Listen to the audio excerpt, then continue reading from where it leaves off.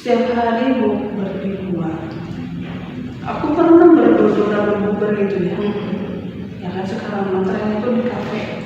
Ya dong. Padahal sekarang di rumah-rumah lagi di masjid jarang kayak Udah mulai santai. Iya, udah 10 hari terakhir kan, dan Oh iya juga. dan mungkin baru dikasih THR gitu gimana, banyak yang ngajakin bukber. Tapi beberapa kali aku ikut, aduh kayaknya ada yang kosong deh.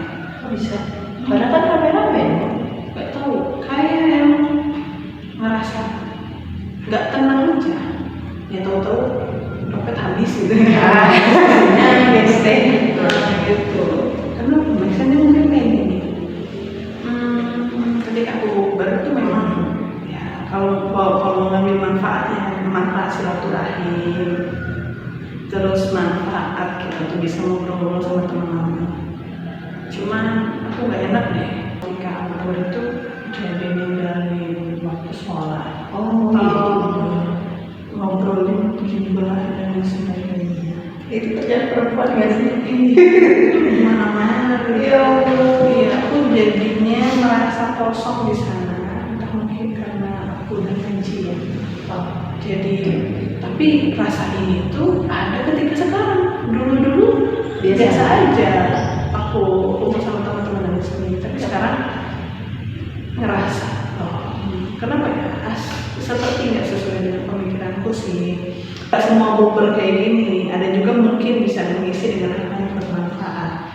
Tapi kalau dilihat gitu ya, aku kan jalan dulu di jalan raya itu kan banyak kafe-kafe dan itu penuh banget, padat banget di mana-mana sekarang. Dan kalau misalkan mau datang ke kafe tersebut tuh harus reservasi dulu. Oh iya, langsung full book gitu, full booking gitu. Nanti akhirnya aku menyimpulkan karena yang aku lihat tuh kalau misalkan itu wah ini anak muda digantungin sama aku berpikir bukan nggak boleh ya, bukan nggak boleh, aku bukan menyampaikan pro dan kontra hal itu, hanya ini berlandaskan apa yang aku rasain. Aku pernah loh telat sholat isya dan sholat tarawihnya cuma gara-gara ngobrol gitu, cuma gara-gara aku tuh buka di luar dan kena macet juga. Akhirnya datang ke rumah itu cuma sisa-sisa dan akhirnya aku sholat dengan sisa-sisa tenaga aku. Padahal itu 10 hari terakhir. Dan aku merasakan oh iya harusnya kan nggak kayak gini deh. Perasaan aku kayaknya nggak usah kayak gini deh. Kayak gitu loh.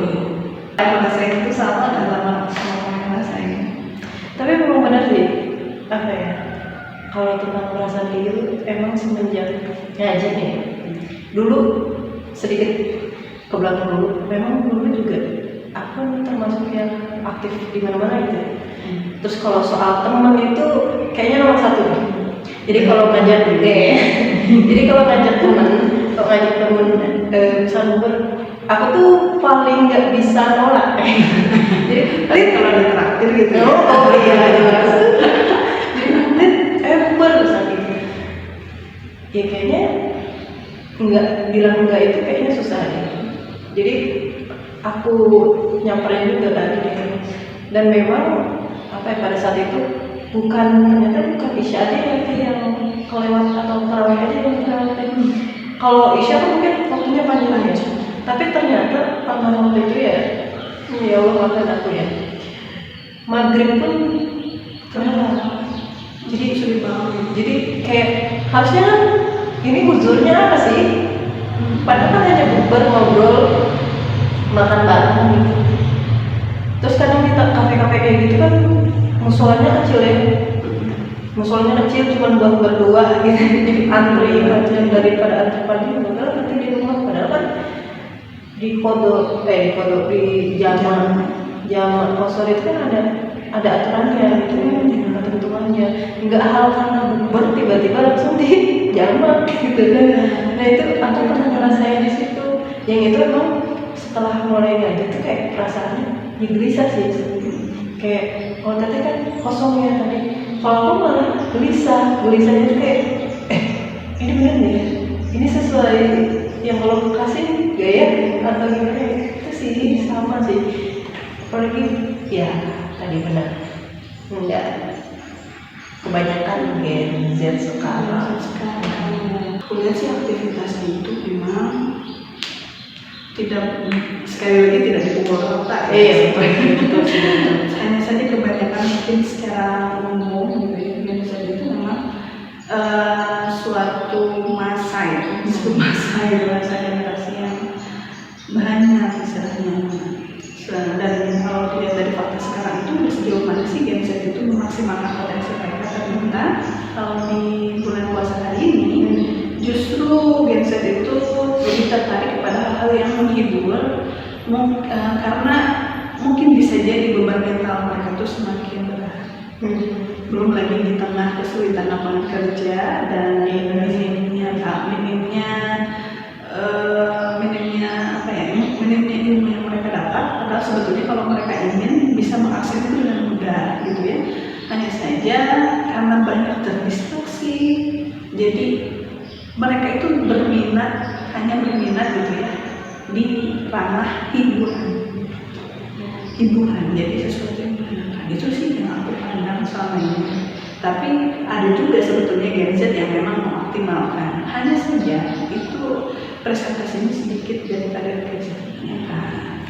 Soalnya kan si Gen Z itu sebenarnya kan kreatif ya. Kalau aku lihat kayak di medsos gitu kan, Iya tuh, mereka tuh keren. Iya, maksudnya apa ya? Kalau bikin sesuatu, apalagi kan sekarang zamannya si AI, ya, itu kan apa ya? Kalau ngeliat di tangan Gen Z itu sesuatu yang cepat, terus bikin video itu ternyata sangat lebih kreatif.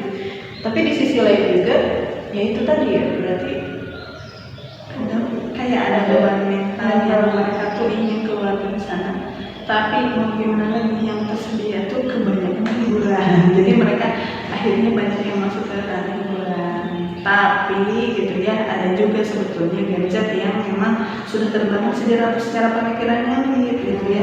Mungkin bisa jadi karena banyaknya insight yang positif, jadi sekumpulan Gen Z ini lebih memilih hijrah kayak gitu. Itu sih bagus banget ya. Cuman nanti gimana nih? Ada juga Gen Z yang hijrah tapi nggak tahu untuk menghadapi dunia itu masih blank gitu. Itu juga gimana sih caranya? Istilahnya untuk Gen Z ini kan banyak potensial banget ya. iya benar. Tapi ya yang Gen Z yang lulus aja juga mereka kadang yang bingung ini kehidupan bagaimana, kerja bagaimana. Kalau sekarang apalagi mau nikah tuh ada yang takut, malah takut suami patriarki lah, terus takut suami yang jahat karena ditemukannya walaupun misalkan suaminya yang lagi ke masjid juga kadang-kadang ternyata baru kemarin awal pulang dari Aceh ya, ada yang cerita gitu ya, ini Gen Z juga. Dan ternyata beliau tuh punya pesantren. Keren. Udah ngaji gitu, udah ngaji. Tapi ternyata suaminya ini parah banget, mau nikah lagi, maksudnya ya nikah lagi lah gitu, terus adabnya gak betul, terus ternyata terlalu hutang di mana-mana. Jadi buat Gen Z ini yang cerita teman gue itu, jadi dia juga ada sisi trauma, nggak semuanya yang ngaji itu ternyata baik gitu. Tapi kan balik lagi ya, ini ngajinya ke arah mana nih? Dia ngajinya pahamnya mana? Karena kan ya tau lah kita Gen Z juga kan ada, mungkin kayaknya kalau tadi yang kita bahas tadi Gen Z itu ada kebingungan tadi kan. Terus ini ngaji Islam itu yang benar yang kayak gimana, mungkin ada kebingungan di situ kan. Jadi si Gen Z juga udahlah bingung gitu nggak sih? Udahlah bingung, ya udah jalur sendiri aja gitu. Iya, mereka itu jadi lebih merasa percaya diri serta Islamnya sendiri, padahal sebetulnya kalau dari psikologi mereka itu belum terlalu mampu. Jadi memang tetap harus Gen Z itu tetap harus diabimbing ya. Ini contohnya aja kalau tadi aku untuk Ber itu kalau ada yang nyalahin itu ya pasti isinya itu ngobrol dengan Isinya aku merasakan ya, isinya apalagi yang ikut bukber itu memang nggak puasa. Aku loh, aku puasa seperti maksudnya kayak gini, itu udah 10 hari terakhir kan, aku tuh pasal-pasal suka lihat orang-orang tuh udah nggak segan lagi untuk ngerokok gitu. Itu mau dibawa, itu mau dibawa dia. Ya, aku sih husnuzonnya, dia Kristen kali gitu ya, tapi kok makin lama ya makin banyak juga gitu. Yang seperti itu, yang ngopi, yang kayak gitu tuh udah biasa di pasar-pasar tuh udah, atau di ranah-ranah umum tuh udah kayak udah biasa, kayak mokel gitu keramaian. Oh, mokel, oke. Itu kayaknya ini gen apa ya? Dan bukan gen kalau gen Z itu godin. Kalau mokel itu gen apa ya? Itu gen yang paling absurd kayaknya itu bisa ada gen apa ya? Tapi emang rasa malu itu udah hilang ya kayaknya. Bukan hanya yang tadi buka puasa aja ya, bahkan yang pacaran yang kayak gitu. Bahkan faktanya yang kemarin juga ngeliat berita-berita kalau scroll gitu kan, ngeliat ya anak-anak Gen Z yang belum siap buat nikah, tapi kan belum siap nikah ya. Tapi nyatanya ada juga yang dia malah milih nikah dan dia emang belum siap. Jadi akhirnya suaminya masih sekolah, kan belum bisa cari duit ya. Si istrinya ini harus anaknya sekarang gitu loh. Jadi gimana itu namanya? Kamu sendiri kan yang ingin nikah gitu kan? Kamu sendiri yang milih. Ya terimalah akibatnya di mana-mana. Tapi di situ ada senangnya juga, tapi kasihan juga gitu. Pasti gadgetnya merasa, lalu solusinya apa gitu kan? Masalahnya zaman sekarang itu yang bimbingnya juga, ya ini orang tua sekarang juga kan udah kayak membiarkan lah, misalnya percaya aja deh sama anak, akan sampai jinah kok gitu. Nyatanya aku Kan akan yang jinah itu. udah rasa malu ada kali ya. Ya, berhati-hati ya, berlandaskan dari tadi kekhawatiran aku itu terhadap aku sendiri, tapi ternyata fakta di luar itu menunjukkan bahwa aktivitas Gen itu lebih banyak ada hal-hal yang menghibur, joget-joget. Sekarang juga aku juga ya beberapa kali ini nyampein atau nyampein ke Gen Z itu bahwa kita tuh udah bukan waktunya lagi nggak sih untuk ke dunia hiburan gitu. Maksud aku gini, bukan nggak boleh ada hiburan ya. Rasulullah juga dulu kan ada humornya. Tapi aku rasa pandangan sekarang tuh, aku nyampein nih ke Gen Z. Aku rasa pandangan sekarang itu udah nggak jangan terlalu terhanyut kepada sesuatu yang melenakan atau menjadikan sia-sia aktivitas. Ini nyambung nggak ya? Kalau misalnya tadi jadi ingat sesuatu, kita kan lagi perang, bukan di Indonesia sih, tapi ngeliat ini ya, dari itu meluas gitu. Iya, meluas sebetulnya. tapi kan targetnya itu bukan hanya di Iran aja, si Yahudi gitu kan.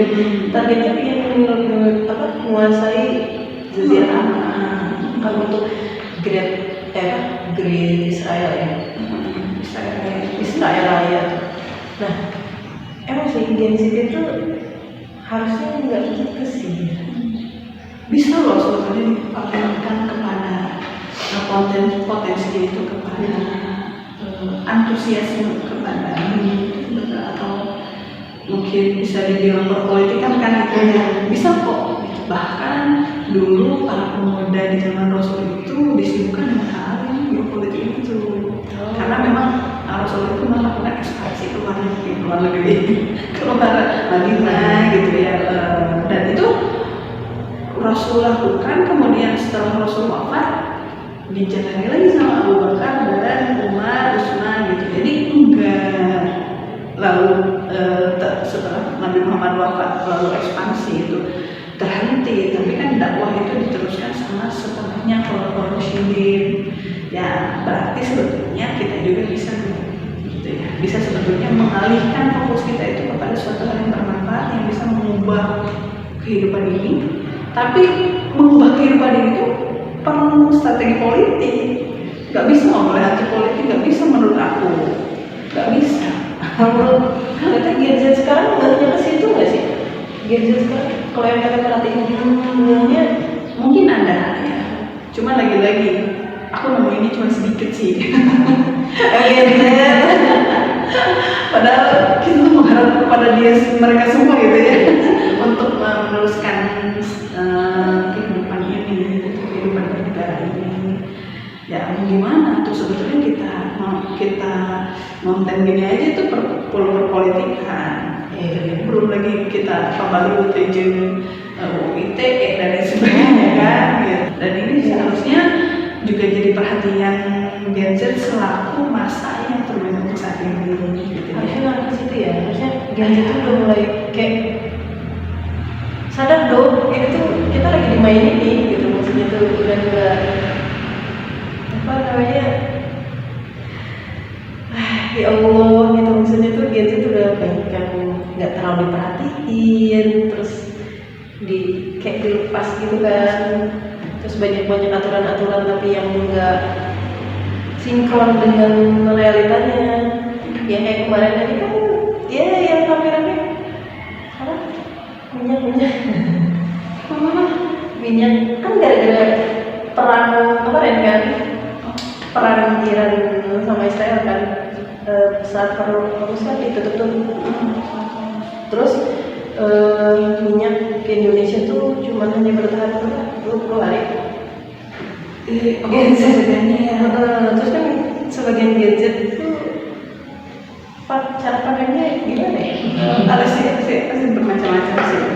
Kalau ngeliat scroll kan kayak gemes gitu kan, terus apalagi netizen tuh perlu komentar kan rata-rata itu kan. Iya sebenarnya ada juga sih yang gemes ya dengan kondisi ini Gen Z itu ada sebetulnya ada titik terbuka sebetulnya, tapi ketika sudah ada terbuka Gen Z itu kadang-kadang ya udahlah jadi gimana lagi gitu, jadi kayak ada sesuatu yang ya udah struggle aja di sana gitu. Jadi harusnya gimana dong Gen Z ini? Apa yang dong harusnya? Nah itu lah tugasnya para waktu itu, apalagi sekarang dominasinya Gen Z jadi banyak sebetulnya yang banyak PR dari sana pada itu untuk mungkin mereka tuh para pemimpin. Hanya saja memang itu butuh ekstra tenaga, mungkin butuh ekstra perhatian mungkin karena gini loh, aku beberapa Gen Z ketika aku belajar mereka, ketika aku bilang bukan begitu cantik, salah, langsung dia tuh bilang baru teteh aja yang bilang cantik juga, aku masih begitu. Iya, terus aku bilang tekan gitu atau lagi akhirnya terus ada bilang aku seneng dibilang bager sama teteh, soalnya orang tua aku aja nggak bilang bager. Iya. Dan belum pakai gitu lagi tuh, aku kaget masa sih katanya. saking lemahnya, saking kondisi lemahnya itu ketika aku bilang bager, soalnya cantik gitu. Mereka tuh udah wow, terima kasih gitu lah. Cobain deh, mana di keluarga kamu lagi Gen Z ya, terus kamu bilang kayak kita tulis bager, soleh, jadi sem beberapa ya, beberapa Gimana dia ngomong orangnya? iya boleh karena mungkin secara kasih sayang orang tua Gen Z itu banyak yang masih bingung bagaimana melampiaskan atau membuktikan kasih sayangnya. Rata-rata kalau orang tua itu dia itu sayang bukan nggak sayang, hanya saja dengan bahasa yang lebih, yang mungkin keterbatasan ilmu yang lebih jadinya tuh nggak nyampe. Kayak misalkan ngelarang ini, ngelarang itu, bukan berarti benci, bukan berarti ingin mengekang, tapi kan pada dasarnya orang tua itu sayang. Tapi orang tua itu hanya batas pahamnya tuh, ya udahlah, larang aja. Ini kan demi kebaikan. Nah, tapi yang nyampe ke Gen Z-nya, mamaku jahat, ibu dilarang, itu nggak boleh kayak gitu. Jadi akhirnya ketika orang lain datang, ketika aku bilang kayak gitu, basic-nya gitu bagus, dia tuh merasa gitu, kesel gimana gitu, nggak ya bahagia gitu, gitu lah gitu sekarang. Makanya dia dia nggak dapat dari Tuhan. Oh gitu. Wah, kasihan juga ya. Di sisi kasihan juga kan gemesnya juga tapi di situ ya. Iya ada dong. Karena mereka tuh kalau kedatangan ngomong, aku perlu langsung nangis gitu. Iya. Padahal aku cuma belum aja gitu masalahnya gitu ya. Cuman bahasa-bahasa tubuh dengan ungkapan kata kasih sayang. Itu mereka tuh dulu sebetulnya. Pendekatannya di situ. Di situ. Ini aku temui ya, belum yang di luar, tapi aku Tuhannya, aku bercerita apa yang aku temui saja. Jadi situasi yang kacau dengan gadget yang seperti ini kira-kira nih menurut Anda dengan yang sering berinteraksi dengan gadget, apa yang harus gadget lakukan? Gimana ini? Apa yang harus lakukan? Gimana ini? Gadget itu potensinya besar. Dia mengakses media sosial itu dengan cepat, maksudnya cepat bisa, ada aplikasi baru cepat bisa, ada aplikasi baru cepat bisa gitu ya. Nggak seperti orang tua dulu kan. Itu berarti potensi yang pertama. Yang kedua, mereka itu akses ilmunya pasti banyak, lebih luas. Karena aksesnya juga lebih mudah. Dan ketika mereka itu ada masa yang panjang, artinya mereka tuh populasinya tuh banyak untuk saat ini paling banyak. Berarti ada banyak sekali potensi-potensi yang bisa mereka manfaatkan di sini. Yang harus dilakukan Gen Z adalah memanfaatkan potensi-potensi di diri mereka dan juga di lingkungannya. Walaupun misalkan ada istilahnya, gimana atau lingkungan aku seperti ini dan lain sebagainya, itu menurut saya itu bisikan setan yang terus menerus ada di diri mereka gitu. Saya pandangan dulu ya. Iya, mana kesempatan ya. Sebetulnya ada kesempatan kita beberapa hari lagi nih sebetulnya gitu untuk menjadi pribadi yang lebih baik. Karena artinya itu juga sebetulnya bukan hanya tugas Gen Z, tapi tugas kita sebagai orang tua dan juga tugas orang tua yang harus lebih banyak belajar, lebih banyak lagi memahami mereka, dan akhirnya mereka juga mau tergerak untuk menjadi seorang pemikir, gitu ya, menjadi seorang nantinya kamu kalau tidak berpikir, dia nggak bisa jadi pemain, dia hanya bisa menjadi penonton. Yang lagi-lagi pemain itu harus mikir. Dengan banyaknya pemahaman mereka itu sebetulnya bisa loh untuk dipotensikan untuk jadi estafet kekuasaan itu yang lebih banyak. Mikir Gen Z, kemauan kita juga harus mulai mikir sama. Dikasih akal, mikir. Ya pakailah, jangan disimpan terus gitu, pakai kayak gitu. Nah itu, jadi harus terbangun asas semangatnya untuk merubah dunia ini menjadi lebih baik, ke persatuan perdamaian yang lebih Islam menyeluruh, Islam apa itu sendiri. Nah untuk memantik itu gitu perlu diciptakan momen-momen gitu ya yang momen pendekatan kepada Gen Z juga harus tepat. Nah itu juga berarti ada peran generasi sebelum Gen Z itu kayak kan rata-rata gitu ya, gen sebelum Gen Z itu kayak apa sih gitu. Enggak, kita harus menggugahkan empati bagi mereka, jangan istilahnya menjudge semuanya Gen Z itu buruk atau Gen Z itu pemalas yang suka rebahan. Nggak harusnya dari judge itu ke sana, tapi harus oh iya ini fakta. Mungkin bisa jadi ada kelalaian dari orang tua, dari generasi sebelumnya, ya jadi ada dampaknya.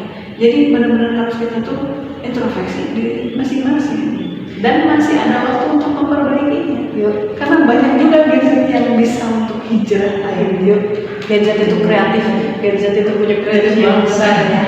Tinggal itu PR-nya, iya out of the box sebetulnya ada Gen Z itu, dan potensinya banyak dan itu bisa dimanfaatkan karena kita ini akan ditanya tentang masa muda kita. Terus Allah itu menjadikan dari yang lemah itu menjadi kuat. Kemudian Allah juga bisa menjadikan setelah kuat itu ada posisi lemah lagi. Nah setelah lemah dia nggak bisa jadi kuat lagi. Artinya ini seperti kayak bukan proses ya. Siklus manusia itu dari yang lemah dia menjadi kuat, dari yang kuat dia akan menjadi lemah. Dan setelah lemah nggak bisa kuat lagi, dia akhirnya berakhir sampai di sana mati. Iya, jadi kayak kuat nih, kuat, lemah lagi. Udah.